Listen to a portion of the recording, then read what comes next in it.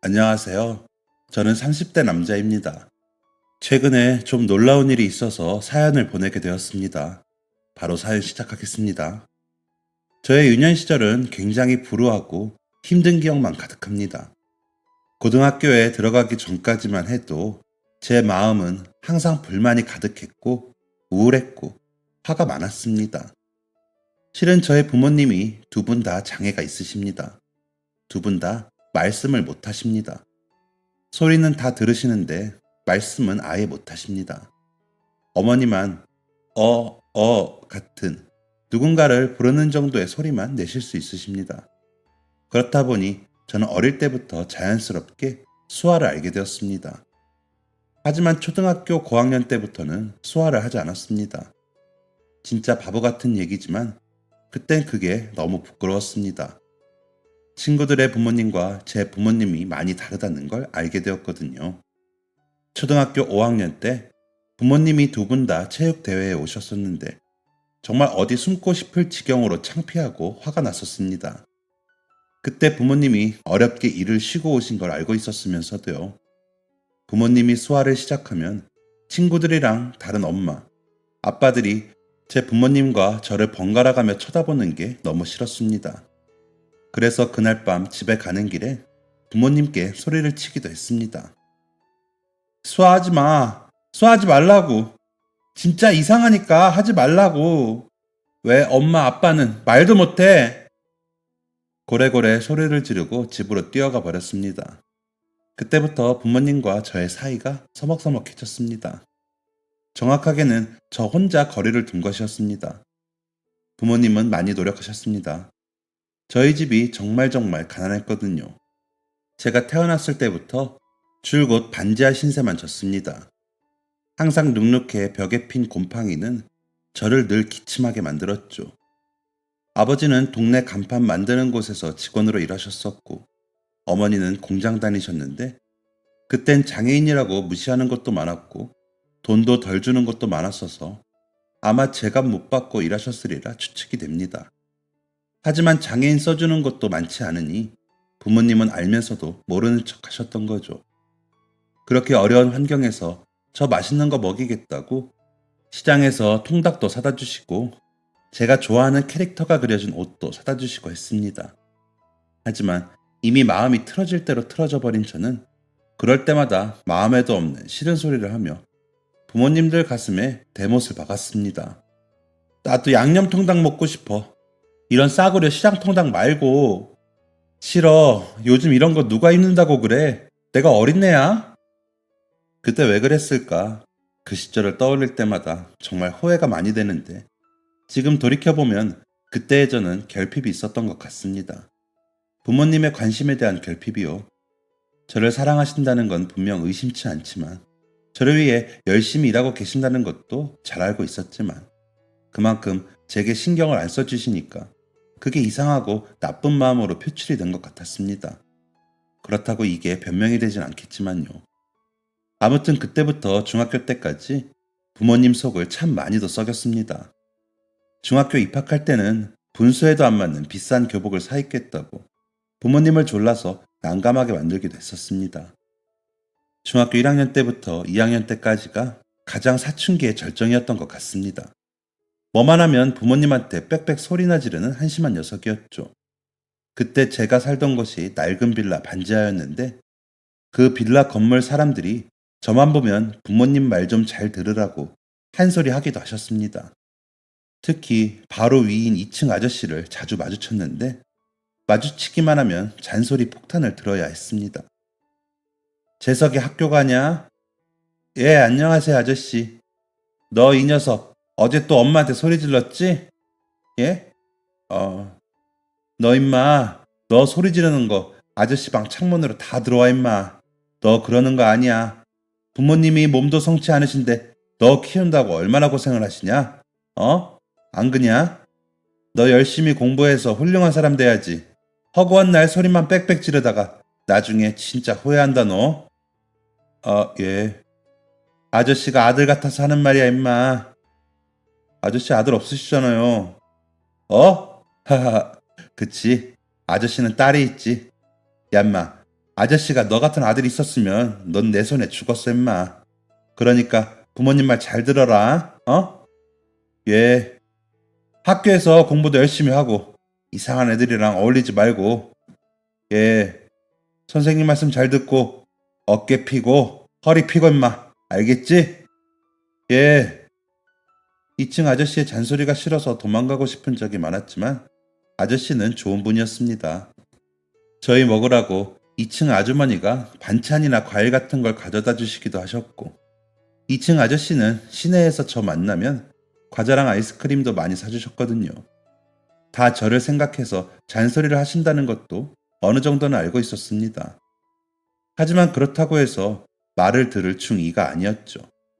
여전히 제 신세를 한탄하고 남의 삶을 부러워하고 질투하는 어리숙한 아이였습니다. 그렇다고 그들을 쫓을 용기도 열정도 없어서 공부도 열심히 하지 않는 찌질한 사람이었죠. 그런데 제가 중2 때 2002년이었습니다. 아시죠? 2002년 8월에 강한 태풍이 덮쳤던 것을요.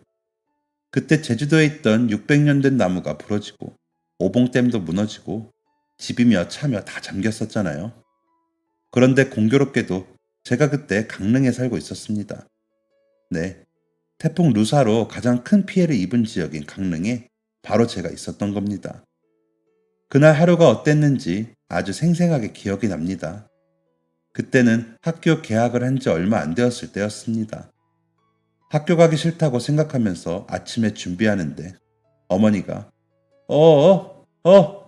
한 소리로 저를 부르시더라고요.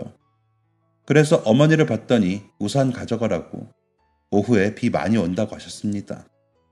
저는 어머니의 말을 무시하고 학교에 갔습니다.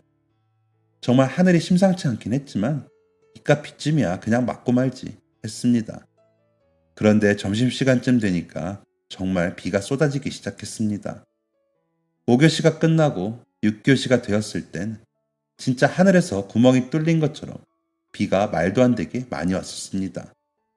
시야가 트이지 않고 눈앞이 하얘질 정도로 비가 정말 많이 오고 있었습니다. 그뿐이겠나요? 바람도 엄청 불었습니다. 운동장 화단에 있는 나무들이 힘겨워 보일 정도였습니다.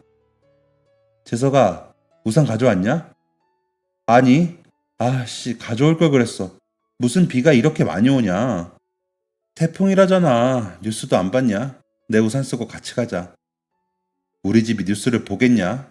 듣지도 못하는데 무슨. 야, 그러지 말고 가는 길에 문방구에서 게임 한 판 할래? 오늘 같은 날은 아무도 없을걸? 그럴까? 좋아, 가자. 정말 철이 없던 저는 그 비가 얼마나 심각한 수준인지 인지하지 못한 채 룰루랄라 친구랑 하교를 하려 했습니다. 그런데 교문이 가까워졌을 무렵 시끄러운 빗소리를 뚫고 익숙한 소리가 들렸습니다. 어머니였습니다. 어머니는 교문 앞에 서서 애타게 저를 찾고 계셨습니다. 그날은 아이들을 데리러 온 부모님들이 학교 앞에 많이 계셨습니다. 그래서 평소보다 더 정신없이 교문이 북적였습니다.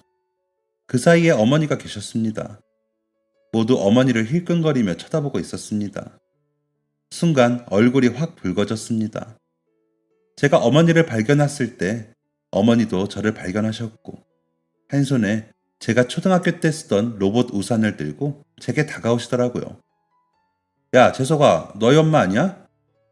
친구의 말에 저도 모르게 친구를 뿌리치고 어머니의 손에서 우산을 낚아채어 집으로 달려갔습니다. 뒤에서 어머니가 저를 부르는 소리가 점점 멀어졌습니다. 그 당시 진절머리 나게 싫었던 그 소리를 뒤로하고 있는 힘을 다해서 집까지 달렸습니다. 집에 도착한 저는 방에 들어가 문을 잠그고 펑펑 울었습니다. 친구한테 창피한 것도 있었고 어머니한테 죄송한 것도 있었고 좀 복잡한 마음이었습니다. 그렇게 울다가 지쳐서 언제 잠들었는지 모르게 깊은 잠에 빠졌었습니다. 자는데 옷이 좀 축축한 기분이 들더라고요. 추운 것 같기도 하고 얼굴에 물이 묻은 것 같기도 하고요. 눈은 감은 채 정신만 차리고 있었는데 점점 정신이 들수록 주변이 시끄러운 걸 알아차릴 수 있었습니다. 물이 쏟아지는 소리가 막 들리는 겁니다. 깜짝 놀라서 눈을 떴는데 글쎄 제 방이 온통 물에 잠겨 있었습니다.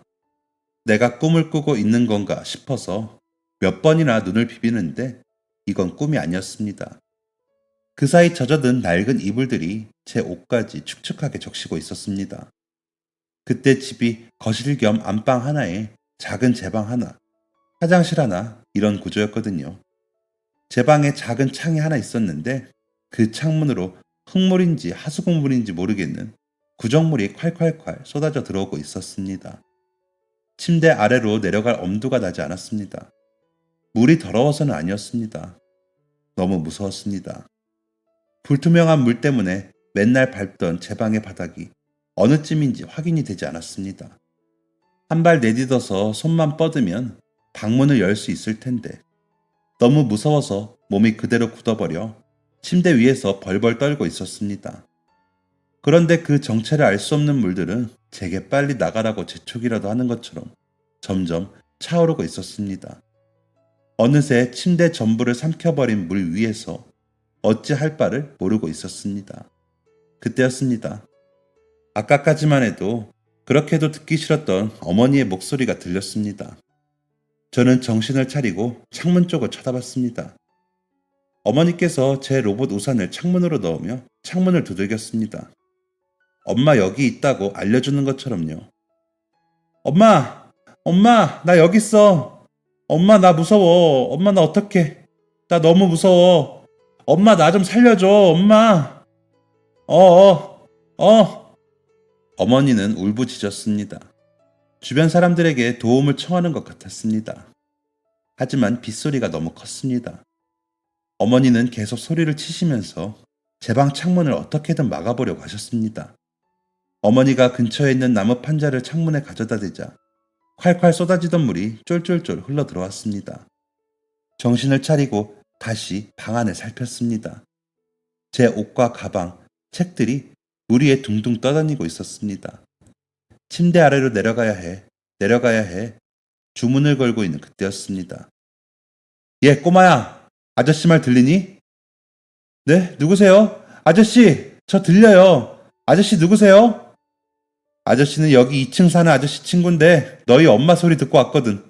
꼬마야, 지금 빨리 나와야 할 것 같은데 할 수 있겠어? 아저씨 저 좀 살려주세요. 저 너무 무서워요. 무서워서 침대 밑으로 못 내려가겠어요. 그래. 아저씨가 꼭 살려줄게. 그런데 여기 창문이 너무 작아서 아저씨가 내려갈 수 없거든. 거실로 나가야 하는데 우리 좀만 용기 내볼까? 잠깐만요, 아저씨. 잠깐만요. 제가 가볼게요. 한번 해볼게요. 그래, 아저씨랑 엄마랑 여기 있으니까 너무 겁먹지 말고 그냥 아침에 일어나서 학교 간다 생각하고 물이 있다고 생각하지 말고 나는 지금 물에 빠진 게 아니다. 아침에 일어나서 학교 가는 거다. 계속 주문을 걸었습니다. 요동치는 가슴을 진정시키며 문고리를 돌렸습니다. 수압 때문에 꽉 닫혀버린 문이 쉽게 열리지 않았습니다. 아저씨 어떡해요, 아저씨. 문이 안 열려요. 어떡해, 아저씨. 이거 진짜 안 열려요. 아저씨 도와주세요. 기다려, 꼬마야. 위험하니까 문에서 떨어져. 아저씨가 갈게. 제가 할 수 있는 건 없었습니다. 저는 문 옆에 있던 옷장에 기대어 소리 지르며 울기만 했습니다. 창문으로는 어머니가 계속해서 우산을 흔들고 계셨습니다. 그때 갑자기 쨍그랑 하는 소리가 엄청 크게 들렸습니다. 거실에서 나는 소리였습니다. 그러더니 제 방문이 들썩였습니다. 들썩들썩 몇 번을 왔다 갔다 하던 문이 힘겹게 열렸습니다. 꼬마야, 이리 와. 창문 너머로 들리던 목소리의 주인공이었습니다. 온몸이 젖은 아저씨는 저를 데리고 거실로 나가셨습니다. 거실도 이미 물바다가 되어 있었습니다. 거실에 있는 창문이 깨져 있었습니다. 아저씨가 창문을 깨고 들어오신 겁니다. 현관을 힐끔 보니까 현관 밖이 깜깜했습니다. 나중에 나가서 보니까 현관문은 거의 끝까지 물에 잠겨 있었습니다. 아저씨는 창문으로 저를 밀어주셨습니다. 뒤따라 아저씨도 나오셨고요. 저를 기다리고 계시던 어머니도 온몸이 젖은 채 울고 계셨습니다. 저는 어머니를 만났다는 안도감에 어머니를 안고 펑펑 울었습니다. 아저씨 피나요. 그러게. 아저씨 병원에 가봐야 할 것 같다. 너는 어디 다친 곳 없니? 네, 저는 괜찮은데. 아저씨의 오른팔은 물과 땀과 피로 범벅이 되어 있었습니다. 티셔츠도 피로 얼룩질 만큼 많은 피를 흘리고 계셨습니다. 아저씨는 제가 얘기하고서야 알아차리셨는지 물 위에 떠다니던 수건으로 아픈 팔을 꾹 누르셨습니다. 어머니는 계속 수화로 아저씨에게 감사하다고 하고 계셨습니다. 무슨 뜻인지도 모르는 아저씨는 알겠다고, 괜찮다고 웃으면서 말하셨습니다. 웃고 계셨지만 다친 팔이 아프신지 계속 팔을 꾹꾹 누르시더군요. 아저씨 얼른 병원 가보세요. 수건도 다 피로 젖었는데. 그래야겠구나. 아저씨 가야겠다. 어머니가 또 옆에서 수화를 하셨습니다. 아저씨는 무슨 뜻이냐는 듯 저를 보셨습니다. 엄마가 전화번호라도 알려달래요. 나중에라도 살해한다고. 아이고 아닙니다 어머니. 사람이 사람 살리는 건 당연한 거죠. 저도 자식 둔 부모로서 당연한 일을 했을 뿐입니다. 그럼 저 이만 가보겠습니다. 아저씨는 왼손으로는 우산을 들고 오른손은 피를 뚝뚝 흘리시며 사라지셨습니다. 때마침 아버지가 집으로 달려오셨고 집을 잃은 저희는 이재민 쉼터로 가게 되었습니다. 그동안 반지하, 지하 신세를 전전했던 저희였지만 이런 재난은 난생 처음이었습니다. 이보다 더 최악일 수가 있나 싶었습니다. 하지만 사춘기의 절정이었던 저도 알 수 있었습니다. 어리광 부리면 안 된다는 것을, 나만 힘든 게 아니라는 것을요. 쉼터에 모인 사람들 중에는 같은 학교를 다니는 친구들도 있었고, 동네 유명한 음식점 사장님 가족도 있었고, 초등학교 때 선생님도 계셨습니다. 그때 강릉에 있던, 강원도에 있던, 한국에 있던 그 누구나 그 재난의 피해자가 되었던 것입니다. 모두 힘든 표정이었습니다. 아직 더운 9월이었는데 수백 명이 함께 모여 제대로 된 냉방시설도 안 갖춰 있으니 한여름 날씨보다 더 덥게 느껴졌지만 그 누구도 더위에 불평을 하지 않았습니다. 그저 몸을 이을 곳이 있다는 것에 만족하며 생활했던 것 같습니다. 이재민 쉼터에서의 생활을 하던 어느 날 익숙한 뒷모습이 보였습니다. 그날 정신이 많이 없었지만 저를 구해준 아저씨의 모습을 잊지 않으려고 집중해서 봤거든요. 분명 그 아저씨의 모습이었습니다. 아저씨! 여기 있었구나. 여긴 어쩐 일이세요, 아저씨? 그날 그렇게 갖고 걱정이 돼서 친구 녀석한테 물어보니까 여기에 있을 거라고 하더라고. 알지? 너희 집 2층 사는 아저씨. 그 아저씨랑 내가 친구거든. 제가 걱정돼서 오셨다고요? 그래, 그래. 어머니랑 아버지도 여기 계신 거지? 네, 그럼요. 저는 조금 신이 났던 것 같습니다. 반가운 얼굴을 본 기분이었거든요.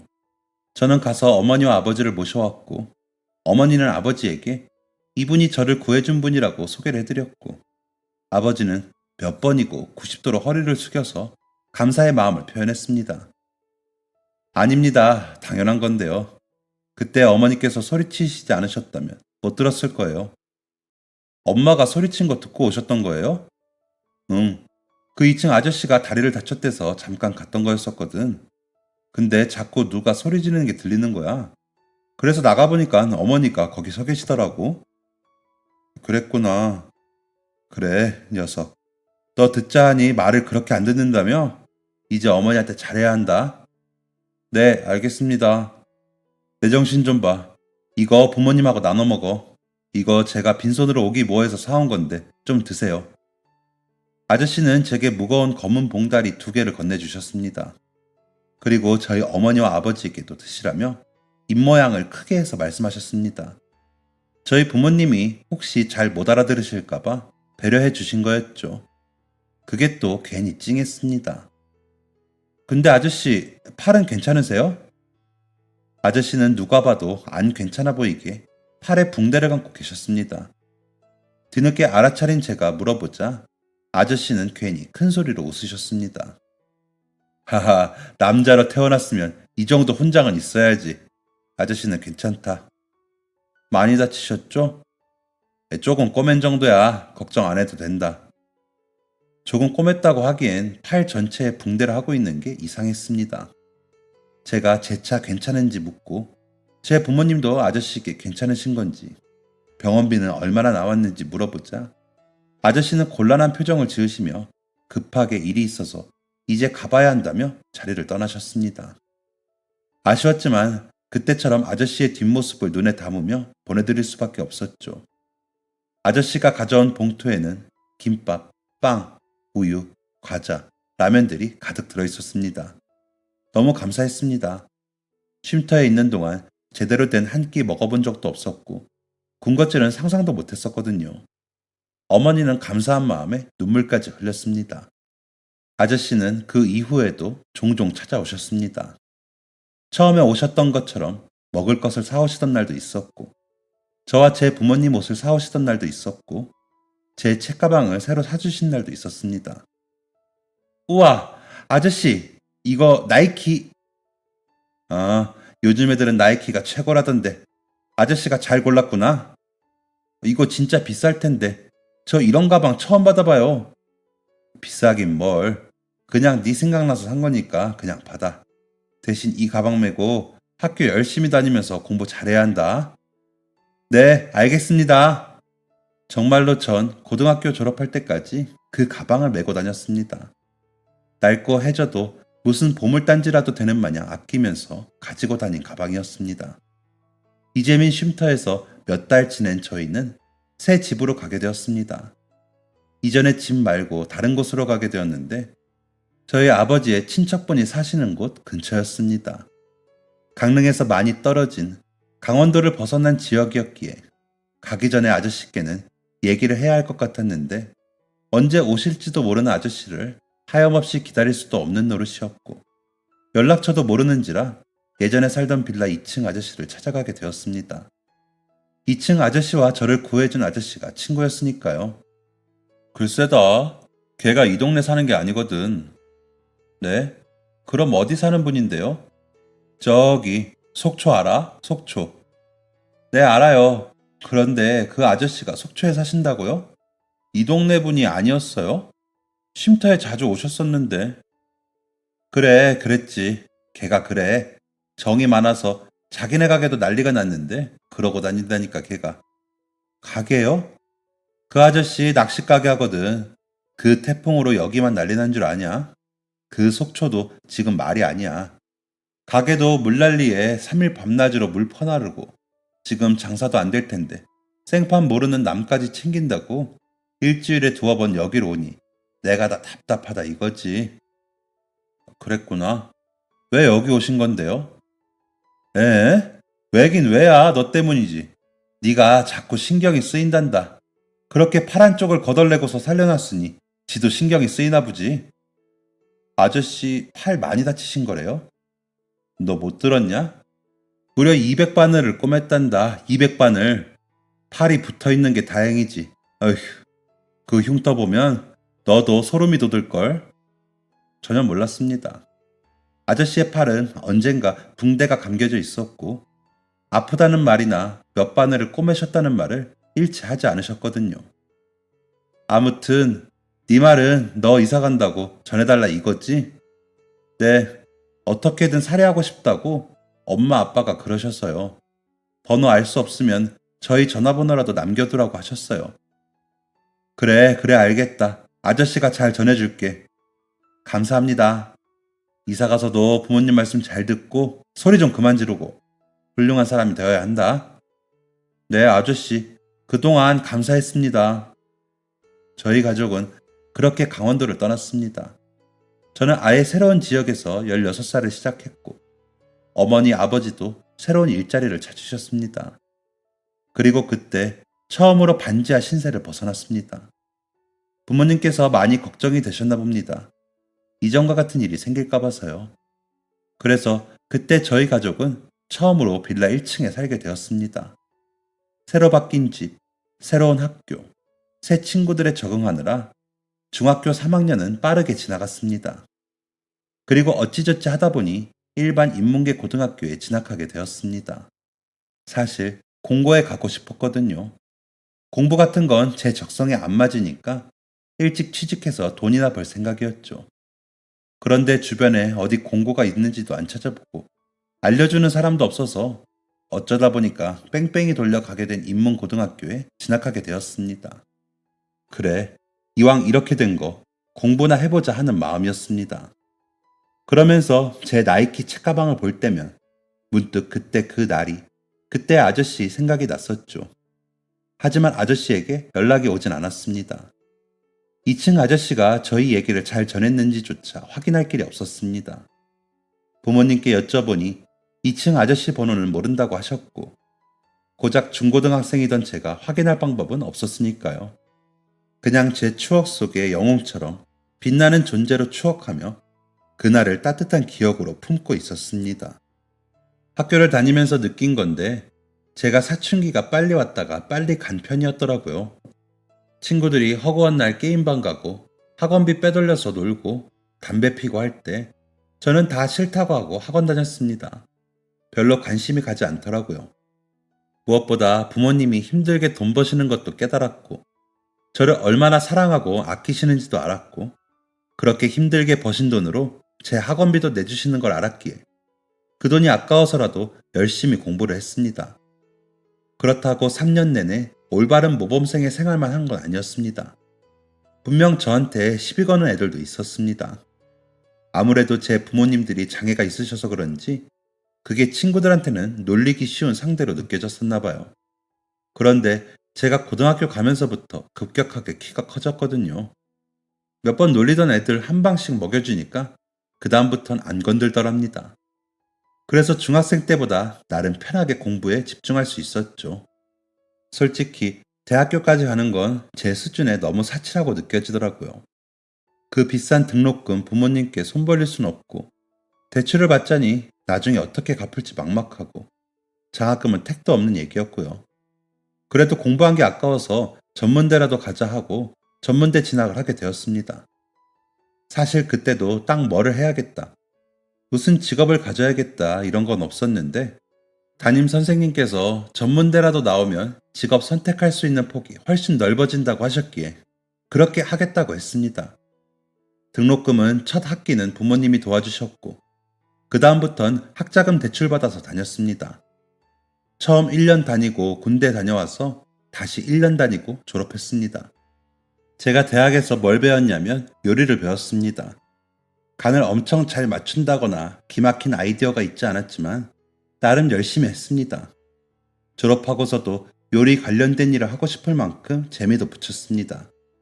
제 이런 마음이 닿았는지 졸업 후에 과 선배 가게에서 좋은 기회로 매니저 일을 하게 되었습니다. 제가 학교 입학하기도 전에 졸업한 선배였는데 선배들 통해서 술자리에서 만나서 인연이 닿았었거든요.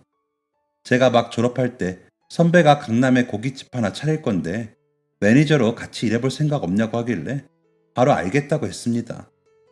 사실 그땐 월급 많이 준다는 말에 혹해서 했네요. 자리도 좋았고 고기도 제일 좋은 거 썼던 선배의 가게는 오픈한 지 3개월 만에 큰 성공을 거뒀습니다. 제가 열심히 일해서 좋은 성과를 내고 돈을 많이 번 가장 큰 이유는 당연히 저의 부모님 때문이었습니다. 몸도 성치 않으신 분들께서 돈 버시겠다고 멸시받고 눈치 받는 걸 자식으로서 보기 힘들었거든요. 제가 빨리 성공해서 새 식구 편히 살 수 있는 집도 사고 싶었고 부모님 귀 들리실 수 있도록 수술도 해드리고 싶었습니다. 그런데 제가 그 꿈을 이루기도 전에, 뭔가 보여드리기도 전에 어머니가 돌아가시게 되었습니다. 그 시기가 가장 힘들었던 시기였어요. 저희 외할머니와 어머니가 연달아서 돌아가셨거든요. 외할머니가 전라도 분이시거든요. 혼자 사시다가 건강이 안 좋아지셔서 외삼촌이 모셨고 건강이 악화되어 병원 다니시다가 돌아가셨습니다. 부고 소식 듣고 급하게 같이 일하는 형차 빌려서 부모님 모시고 전라도에 있는 장례식장으로 향했습니다. 3일장 끝내고 저랑 아버지는 먼저 서울로 올라왔었습니다. 어머니는 외삼촌이랑 숙모랑 할머니 물건 정리하면서 며칠 더 계시다가 올라오신다고 하시더라고요. 엄마, 그럼 올라오시기 전에 문자 하세요. 제가 모시러 올게요. 여기서 터미널도 멀고 엄마 멀미도 심하시니까 괜히 고생하시지 말고 꼭 문자 하셔야 해요. 알겠죠? 어머니는 고개를 끄덕이셨습니다. 분명 걱정하지 말라며 알겠다고 하셨는데 어머니는 약속을 지키지 않으셨습니다. 어머니는 터미널에 가려고 택시를 타고 이동하시던 중에 사고를 당하셨습니다. 그리고 할머니를 따라 하늘로 가셨습니다. 그때가 가장 힘들고 복잡하던 시기였습니다. 어릴 적부터 성인이 되었을 때까지 어머니에게 못한 것만, 상처 드린 것만 생각나면서 후회도 정말 많이 했습니다. 그래도 고등학생 때부터는 말도 잘 듣고 부모님 챙겨드리려 노력했지만 한없이 부족했습니다. 더 잘해드릴 걸, 어머니가 내게 주신 사랑의 반만이라도 드릴 걸 하며 정말 많이 울고 땅을 쳤습니다. 어머니를 보내드리고 한동안은 어머니가 저를 부르시던 소리가 귀에 맴돌았습니다. 이젠 듣고 싶어도 못 듣는 그 소리를 그땐 왜 그렇게 싫어했는지 눈물만 나왔습니다. 늦었지만 아버지에게만큼이라도 후회 없이 효자 노릇하자며 수술을 알아봤습니다. 하지만 장애를 가지게 되신 시기도 길고 연세도 있으셔서 수술의 효과가 미비할 수 있다고 하더라고요.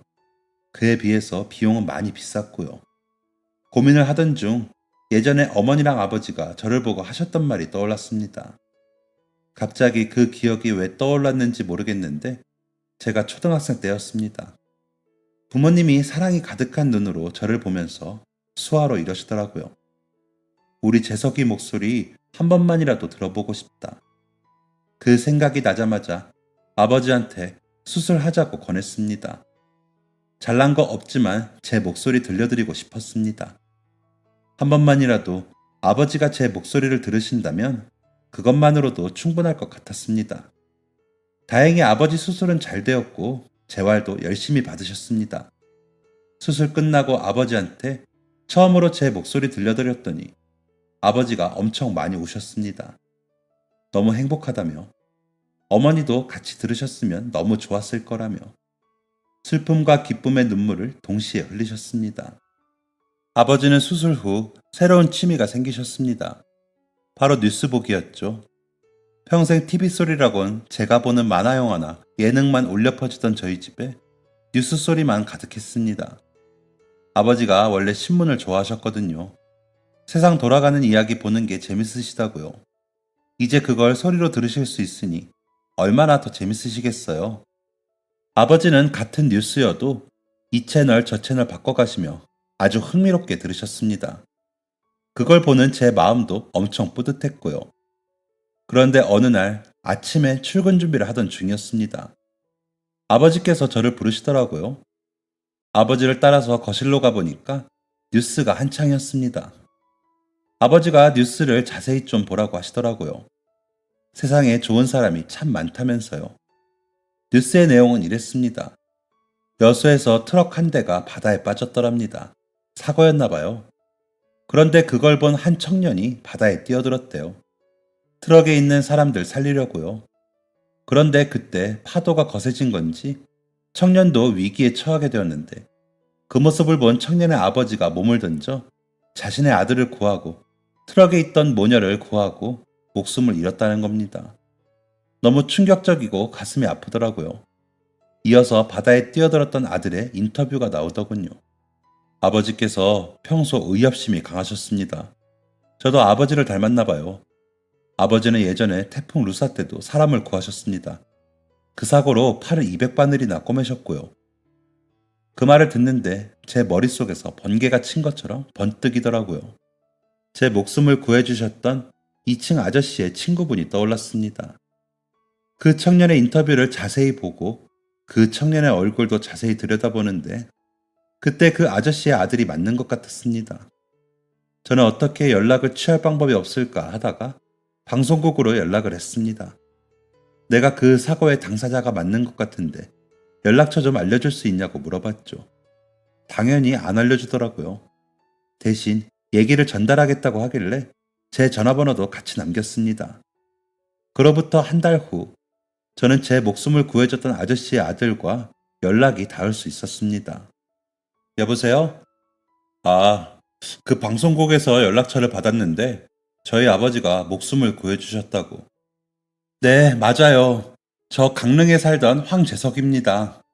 그때 아저씨께서 제 목숨 구해주셨어요. 연락이 안 닿아서 궁금했는데 드디어 연락이 되었네요. 실례가 안 된다면 제가 그쪽으로 가도 괜찮을까요? 그 아들이 제 질문에 그러라고 하자마자 다음날 바로 여수로 출발했습니다. 설레기도 했고 긴장되기도 했습니다. 아저씨는 이미 세상에 계시지 않지만 그 아들을 만나러 가는 것만으로도 굉장히 가슴 떨리는 일이었거든요. 아들을 통해 아저씨가 그때 어떤 마음이셨는지, 어떤 분이셨는지 들을 수 있겠다는 기대감도 있었고요.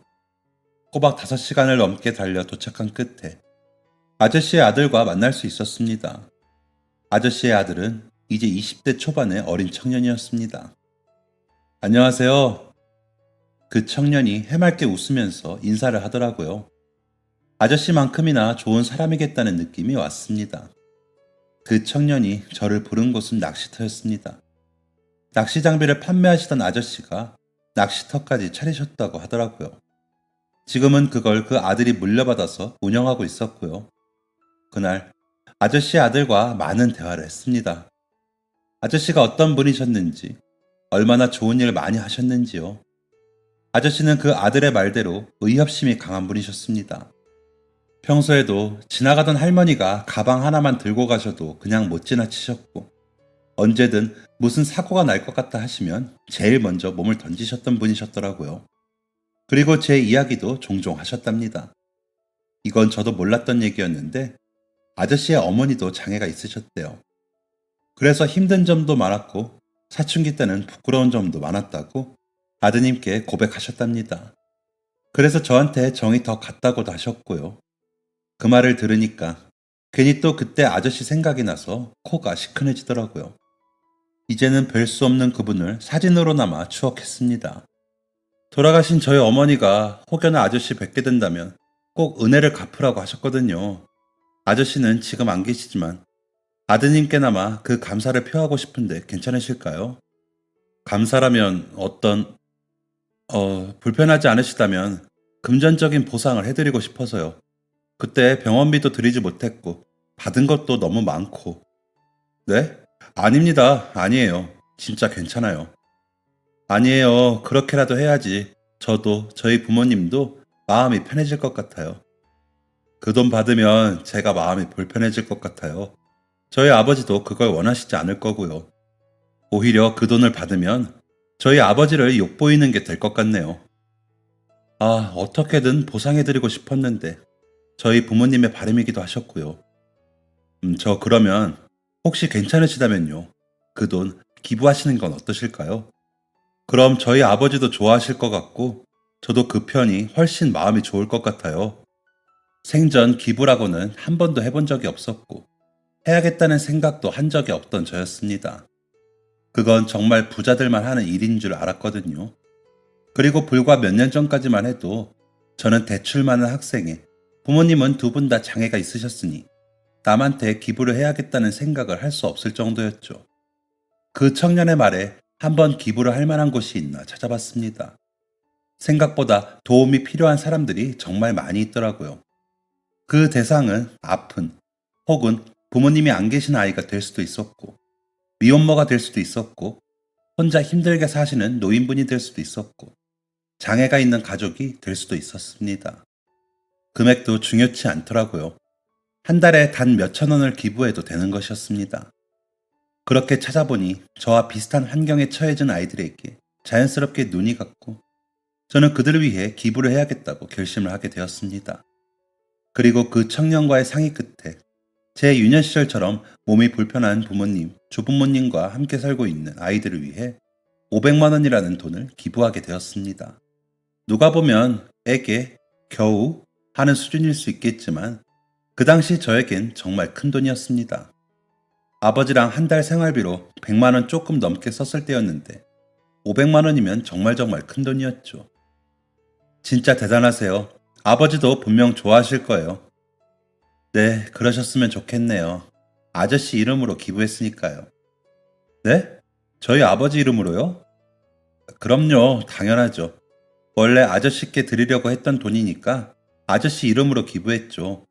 아저씨의 선한 마음이 돌아가신 후에도 닿으셨다고 생각해 주세요. 감사합니다. 정말 감사해요. 아저씨 아니었으면 전 이미 하늘에 있었을걸요. 제가 더 감사해요. 저는 그 이후로 지금까지도 꾸준히 기부를 해오고 있습니다. 큰 돈은 아니지만 제 능력이 되는 선에서 꾸준히 하고 있는 중이에요. 열악한 환경에서 어렵게 사는 사람들에게, 자연재해로 갑자기 어려운 상황에 처한 사람들에게 조금이나마 보탬이 된다면 너무 기쁠 것 같습니다. 세상 살다 보니까 선한 사람도 많고 성실한 사람도 많고 배려 많은 사람도 많더라고요. 저도 누군가에게 그런 사람으로 기억될 수 있도록 열심히 살고 있습니다. 이번 태풍으로 피해 입으신 분들 모두 힘내시길 바라면서 재해구호협회에 저도 한몫 보탬이 되겠습니다. 건강하시고 빠르게 상황 이겨내시길 바라겠습니다. 모두 화이팅 하세요. 지금까지 사연 들어주셔서 감사합니다. 사연이 재밌으셨다면 구독과 좋아요를 눌러주세요. 감사합니다. 안녕히 계세요.